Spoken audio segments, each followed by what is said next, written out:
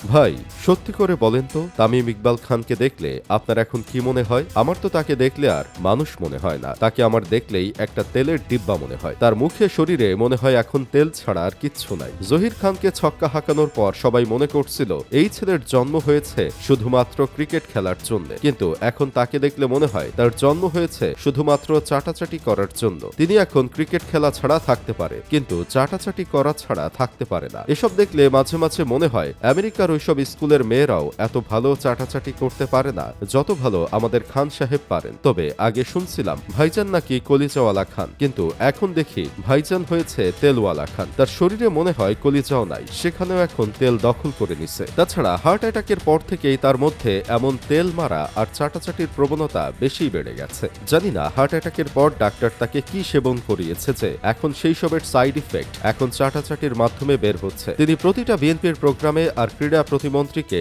যেভাবে তেল দিচ্ছেন তাতে মনে হচ্ছে সারা পৃথিবীতে তেলের সংকট পড়লেও আমাদের দেশে কখনো তেলের সংকট পড়বে না, কারণ আমাদের দেশে যে একজন তেলওয়ালা খান আছেন। তিনি দেখলাম এক প্রোগ্রামে গিয়ে বলতেছেন কোকো ভাইকে নিয়ে আমার অনেক আগেই কথা বলা উচিত ছিল, কিন্তু আমি বলতে পারিনি, সেজন্য তার পরিবারের কাছে আমি ক্ষমা প্রার্থী। কয়দিন পর পর তিনি যেভাবে বিএনপিকে তেল দেয় তাতে মনে হয় তার জন্ম হয়েছিল বিএনপি করার জন্যই। এজন্য আমাদের দেশের এক লেখক ভাই তার জন্য আরো কিছু ক্রিয়েটিভ ভাষণ রেডি করে দিয়েছেন। চাইলে প্রিয় আলু ইকবাল খান এগুলো পরবর্তী ভাষণে ব্যবহার করতে পারেন। এরপরে আপনি বলতে পারেন কোকো ভাইয়ের কথা শুনেই জহির খানকে ছক্কা মেরেছিলাম। সবাই বলে ছক্কা, আমার জন্য ছিল ছক্ক, কারণ কোকো ভাই আমার হৃদয়ে থাকতেন। তারেক রহমান ওমানের শ্রম বাজার পুনরায় চালু করবেন ভেবেই আমি টি-20-তে ওমানের সাথে সেঞ্চুরি করেছিলাম। এছাড়াও বলতে পারেন তারেক রহমান 17 বছর পর দেশে ফিরবেন জেনেই একবার আমি 17টি ডট খেলেছিলাম, সিঙ্গেল নেই নাই। এখানেই শেষ না, আরো বলতে পারেন লর্ডসে সেঞ্চুরি করে যে লাফ দিছিলাম আর ব্যাট তাক করেছিলাম সেটা তারেক রহমানের